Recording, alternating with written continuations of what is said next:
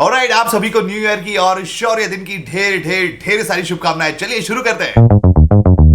Hello, आई नमस्ते, सलाम, जय भी मेरी जान। मैं हूं आरजे जैकी आपके साथ। कैसे हैं आप सब लोग? और आप सभी जानते हैं आज के दिन क्या हुआ था। जी हाँ, आज के दिन भीमा कोरेगांव में 500 महारों ने 28,000 पेशवाओं को हराया था और इसी के उपलक्ष्य पर हम लोग सेलिब्रेट करते हैं शौर्य दिन, है ना। तो आज न्यू ईयर है, शौर्य दिन है। लेकिन क्या आपको पता है 500 महारों के जो सर सेनापति थे शीतनाग महार, इनकी कहानी क्या है, कैसे ये अंग्रेजों की सेना में आए, ये सब आज मैं आपको बताने वाला हूं। तो बने रहिए चैनल पर, और नए हैं तो प्लीज सब्सक्राइब, लाइक और कमेंट जरूर कीजिएगा। तो सबसे पहले मैं आपको बता दूं, ये जो शीतनाग महार थे जिन्होंने भीमा कोरेगांव में इतना बड़ा पराक्रम करके बताया है, वो सेकंड शीतनाग महार थे। जी हाँ, इनके दादाजी फर्स्ट शीतनाग महार, इन्होंने और भी बड़े बड़े पराक्रम करके बताए हैं। मराठाओं की जब इंडिपेंडेंस मूवमेंट शुरू थी तो शीतनाग महार 1, इनके जो दादाजी थे, इन्होंने इतनी बड़ी कामगिरी करके बताई कि इनको सांगली के पास एक गांव कोडुंबी ये गिफ्ट कर दिया था। और इसीलिए शीतनाग महार जी के जितने भी वंशज है वो अपने नाम के आगे सरनेम लगाते हैं इनामदार। खैर, अब बात करते हैं शीतनाग महार सेकंड की, जिन्होंने भीमा कोरेगांव में बड़ा ही पराक्रम करके बताया है। लेकिन इसके पहले इन्होंने 1795, जी हाँ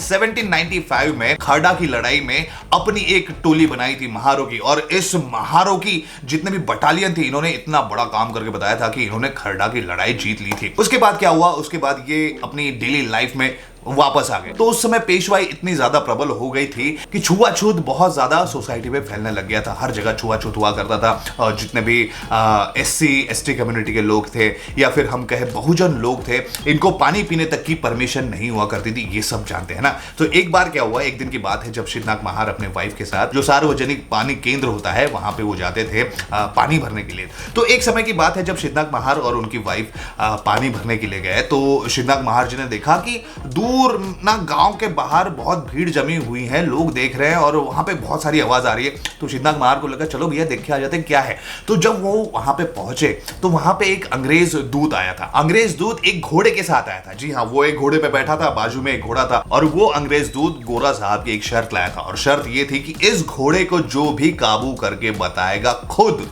जी हाँ अकेला इंसान जो भी इस घोड़े को काबू करके बताएगा, उसको जो गोरा साहब है वो 200 सोने की मुद्राएं देगा। तो ये सुन के गांव के लोग एक्साइटेड हो गए और एक एक आदमी उस पर ट्राई करने लगा। लेकिन घोड़ा इतना खतरनाक था कि उसको काबू करना बहुत मुश्किल। मतलब लोग घोड़े पे बैठे थे, घोड़ा उनको गिरा देता था, उनको मतलब हाथ पैर वगैरह टूट जाते थे। तो शीतनाग महार जी जो थे वो दूर खड़े देख रहे थे। तो उनके दिमाग में आया कि नहीं, इस घोड़े को मैं काबू करके बताऊंगा। शीतनाग महार जी की बात करें तो इतना बड़ा शरीर और ऐसे हट्टे कट्टे नौजवान थे। वो गए घोड़े के पास और काफी मेहनत करने के बाद वो घोड़े को काबू करने में कामयाब हुए। वो घोड़े पर बैठे, लगाम खींचा और घोड़े को जो दौड़ा के लेके आए। जो अंग्रेज दूत था वो खुश हो गया, मतलब हमें अपना एक सिपाही मिल गया है। लेकिन इस बात से गांव वाले बड़े नाराज हो गए। मतलब उनको ऐसा लगा कि ये जो बहुजन है, ये छोटी जाति का जो इंसान है, माफ कीजिएगा ऐसी वर्ड में यूज कर रहा हूं, लेकिन उस जमाने के हिसाब से मैं बताने के लिए मैं आपको ये बता रहा हूं कि उन्होंने कहा कि ये छोटी जाति का इंसान हमसे टक्कर लेगा। तो उन्होंने शीतनाग महार जी को बाइकआउट करने की ठान ली। मतलब आप गांव से बाहर हो। ये जो भी इंसिडेंट हुआ उससे शीतनाग महार जी को बहुत बुरा लगा। वो अपने वाइफ के साथ अपने घर चले गए।